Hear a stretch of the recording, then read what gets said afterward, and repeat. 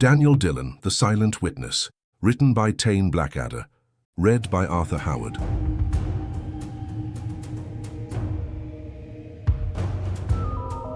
The rain wasn't weeping tonight. It was hammering. A solid, relentless sheet of water slammed against the diner's window, turning the world outside into a swirling, impressionistic nightmare of bleary headlights and drowned neon. It was the kind of storm that felt punitive, as if the sky were trying to beat the city into submission.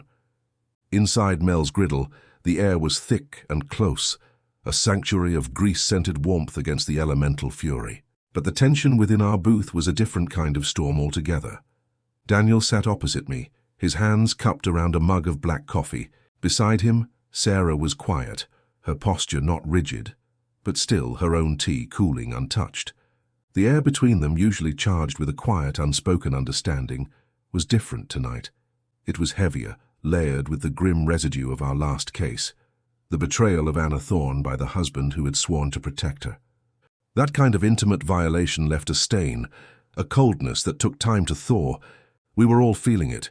The easy rhythm we'd found, the fragile trust we'd built, had been shaken. We were a trio, learning each other's steps in a dance that was constantly changing, and sometimes we stumbled. The phone's ring was almost devoured by the storm's roar. It wasn't a desperate shriek or a heavy, judicial toll. It was a thin, reedy sound, stretched taut with a fear so immediate it bypassed panic and went straight to a kind of terrified clarity. I picked it up. Dillon Investigations. "I need help." The woman's voice was a breathless, frayed wire. "My son, he's the only one who saw. He can't tell anyone. He doesn't speak." The words tumbled out, a frantic, broken code. There was a man. In the apartment across the hall. Mr. Petrov. Something terrible happened. Leo saw it. Through the keyhole. He draws it, over and over. The police, they took one look at his drawings, at him. They think it's the imagination of a traumatized, mute child. They're calling it a burglary gone wrong, but I know my son, he saw a monster. My hand was already moving, grabbing a napkin. Ilara Vance. Son, Leo, mute. Witness to homicide? Petrov case. Cops dismissive. I didn't need to say a word. Daniel's eyes were on me, reading my face, the set of my shoulders. He held out his hand. I passed him the receiver. "This is Dillon," he said, his voice a low, steady anchor in the woman's tempest of fear. He listened for a full minute, his expression not changing, but his focus sharpening to a razor's edge. "We're on our way." He hung up. "The boy draws what he saw. The cops wrote it off as kid stuff." He stood, pulling on his coat. They always underestimate the quiet ones. The drive to Ilara Vance's apartment was a battle against the storm. The wipers slapped frantically against the windshield, fighting a losing war against the deluge. The building, when we found it, was a nondescript brick rectangle in a neighborhood that hovered uneasily between neglect and aspiration. It felt a world away from the corporate labyrinths of Etherius or the sterile horror of the memory theft clinic. But I'd learned that darkness wasn't picky about its zip code. Ilara Vance answered the door on a chain, her face pale and etched with a fear I recognized. It was the same look I'd seen on Sarah's face when we'd first met, the raw, exposed nerve of someone who'd been brutally betrayed by the world's supposed order. Her eyes darted from Daniel's grim face to Sarah's calm empathy, and finally to me, before she undid the chain. The apartment was small, tidy, but filled with a tense, watchful silence. And in the center of the living room, on the floor surrounded by a galaxy of crayons and scattered paper, sat a boy of about 7. Leo. He had his mother's dark, intelligent eyes, but they were wide, haunted pools. He didn't look up as we entered, his entire being consumed by the act of creation. In his small hand, a black crayon moved with a frantic, obsessive energy across a fresh sheet of paper. Ilara gestured helplessly at the drawings littering the floor. "This is all he's done for 2 days." We looked, and the air went out of the room. They were not the scribbles of a child. They were stark, chillingly composed tableaus of horror. Drawn with a crude, brutalist clarity, they depicted a single recurring scene from a low keyhole perspective. A large, heavy-set man, Mr. Petrov, we assumed, lay sprawled on a floor, Towering over him was a figure rendered entirely in black, a silhouette with no discernible features except for 2 points of shocking red where the eyes should be. The killer's hands, drawn with exaggerated claw-like fingers, were raised, holding a long, jagged object that could have been a knife, a shard of glass, something terrible. But it was the details that froze my blood. In one drawing, the killer's shadow on the wall behind him was wrong, distorted, stretched into a shape that hinted at something non-human. In another, lying near the victim's outstretched hand, was a small, meticulously drawn object, a chess piece, a knight. "He sees things, details," Ilara whispered. "Things no one else notices. It's how his mind works. He can't speak, so he observes. He sees." Daniel knelt on the floor, careful not to intrude on Leo's space. He picked up one of the drawings, studying it with the intensity he usually reserved for a forensic report. "The knight," he said, his voice low. "That's not random, that's a signature or a message." Sarah moved to Leo's side, not touching him, but simply being present. She watched him draw, her nurse's eyes missing nothing. "He's not just drawing the event," she observed softly. "He's reliving it. See the tension in his shoulders? The way he presses the crayon down? This is a memory he's trying to exorcise." Leo finally looked up, sensing her presence. His eyes, those deep, silent pools, met hers. There was no fear of her, only a profound, weary sadness. He slowly reached for a fresh piece of paper and began to draw again. This time, it was a new image. The same killer, the same victim, but in this one, the killer was turning, those red eyes seeming to look directly out of the paper, directly at the viewer. And in his hand, he held not the weapon, but the black knight chess piece. A message, a threat. I know I was seen. The investigation fractured into 3 paths, a trinity of skills applied to a single, silent truth. Daniel became a ghost in the building. He interviewed neighbors, a study in contrasting methods. With the elderly woman downstairs, he was patient, respectful. With the skittish young man in 3B, he was a blunt, unyielding pressure. He learned that Alexei Petrov was a retired chess coach, a man with no enemies, a quiet life. The official story was a botched robbery, but Daniel's instincts, honed on 1,000 lies, twitched. A robbery where nothing of obvious value was taken, where the violence was so personal, so brutal. It didn't fit. This was a hit, he told us later, back at Mel's, rain still drumming on the roof. Professional. But the chess piece, that's theatrical. That's for show. It's a message to someone else. My job was the digital archaeology. I dove into Alexei Petrov's life. His finances were simple, a pensioner's existence. But his online presence was a different story. He was a member of several high-level international online chess forums, and there, buried in encrypted chat logs I had to creatively acquire, I found a different man. Petrov was a fierce debater, a merciless critic. He'd made enemies. He'd recently been engaged in a vicious, months-long feud with a player known only by the handle Endspiel, German for endgame. Their arguments had escalated from chess strategy to personal vitriolic attacks. Endspiel had threatened him.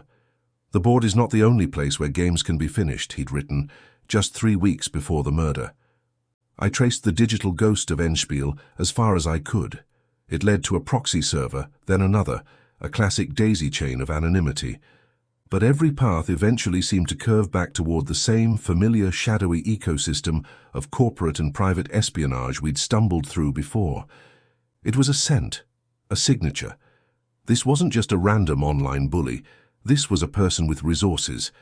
And then there was Sarah and Leo. While Daniel and I hunted in the world of facts and threats, Sarah worked in the landscape of a child's mind. She didn't try to force him to communicate. She simply sat with him. She'd bring him a glass of water, place a new pack of crayons next to him. She began to draw with him not the nightmare, but calm, simple things. A sun, a tree, a cat. Slowly, tentatively, a new form of dialogue began. Leo would draw an element from his nightmare, the red eyes. Sarah would draw a question mark next to it. Leo, after a long pause, would draw a window with rain streaking down it. It was a clue. The killer had come from the fire escape. He drew the claw-like hands, Sarah drew a question mark. Leo drew a watch on the wrist, a specific, chunky, digital watch with a bright green strap. We were no longer just interpreting a static image, we were conducting an interview. A silent, heartbreakingly precise interview with the only witness. The break came from the collision of our three worlds. Daniel, leaning on an old contact in the evidence locker, got a look at the crime scene photos the police had dismissed. In one photo, partially obscured by a chair, was a single discarded chess piece, a black knight.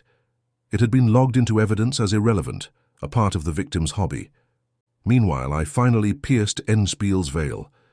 The proxy chain ended at an IP address registered to a shell corporation that acted as a security consultant for St. Luke's Hospital, the same hospital where Anna Thorne had worked. The connection was a thread, thin but strong. This wasn't a coincidence. The world of corruption we kept touching was a small incestuous world. And Leo, under Sarah's gentle guidance, produced the most terrifying drawing yet. It was the killer, but this time he was drawn twice. Once in the apartment with Petrov, and a second time, smaller, in the corner of the drawing, standing outside the door of an apartment, labeled with a crude 4, Leo's apartment. The killer was looking at Leo's door. He knew. The killer wasn't just sending a message to someone else, he was sending a message to us. He knew there was a witness, and he knew where to find him. The storm that had been battering the city reached a terrifying crescendo that night. The power flickered and died in Ilara's building, plunging the apartment into a darkness, broken only by the frantic flashes of lightning.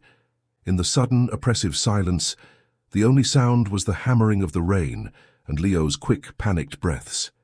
He was in Sarah's arms, trembling, his eyes wide with a terror that needed no words. He kept pointing to the door, then making a slashing motion across his throat.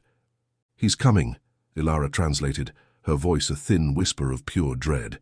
"Leo says the red eyes are coming now, in the dark." Daniel was already moving. He barricaded the flimsy apartment door with a heavy bookshelf, his movements economical and sure. "Michael, the fire escape. Make sure it's clear. We might need to move." I went to the window in Leo's small bedroom, my heart thudding against my ribs. I peered down into the storm-swept alley. And I saw him. A figure was climbing, moving with a swift, simian grace up the metal stairs, unaffected by the rain-slicked rungs. A glint of green on his wrist, the watch from Leo's drawing. "Daniel!" I yelled, my voice cracking. The apartment door shuddered under a massive blow. The bookshelf splintered. It wasn't an attempt to pick the lock. It was pure, brutal force. What happened next was a blur of violence and motion, a nightmare lit by strobes of lightning. The door exploded inward. The killer was exactly as Leo had drawn him. A large man in black, his face obscured by a balaclava. But the eyes, in the chaotic shadows, they seemed to gleam with a predatory intensity. He didn't speak. He just moved, a force of nature. Daniel met him in the center of the room. It wasn't a fight, it was a collision. The killer was strong, a professional, but Daniel was a force of a different kind, a man powered by a deep, cold fury at those who preyed on the helpless. It was a brutal, short-lived struggle, a symphony of grunts and impacts. I did the only thing I could think of. As they grappled, I grabbed a heavy ceramic lamp and swung it with all my strength.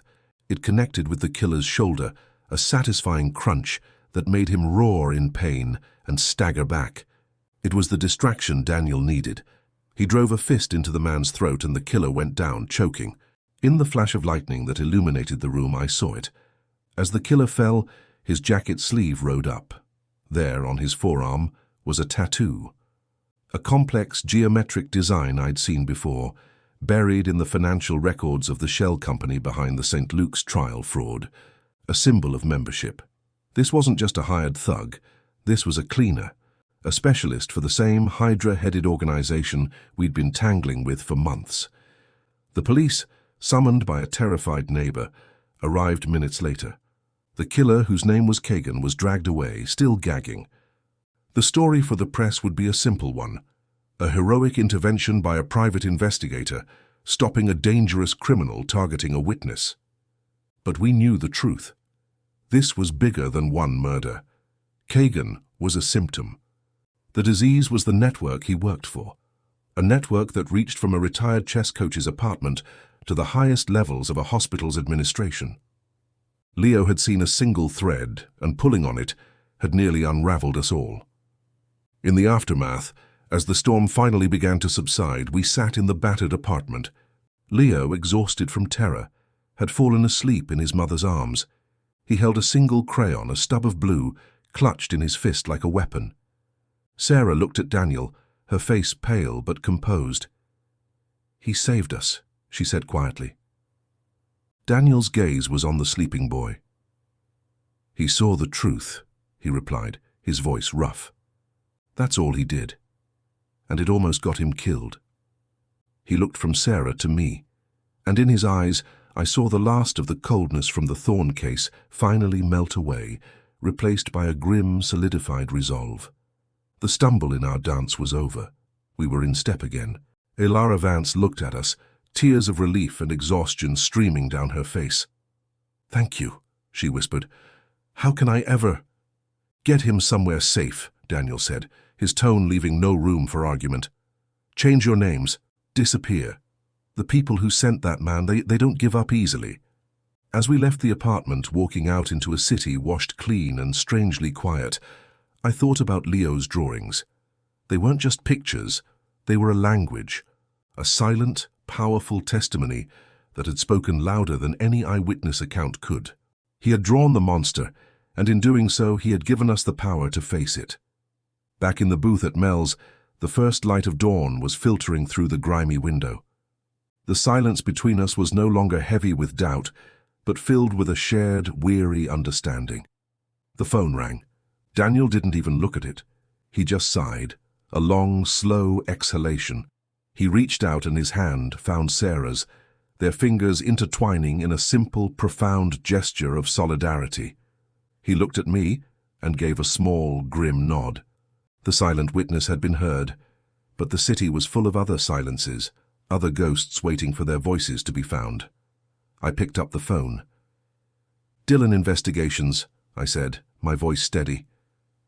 The hunt was eternal, but for the first time in a long time, I knew we were exactly where we were meant to be.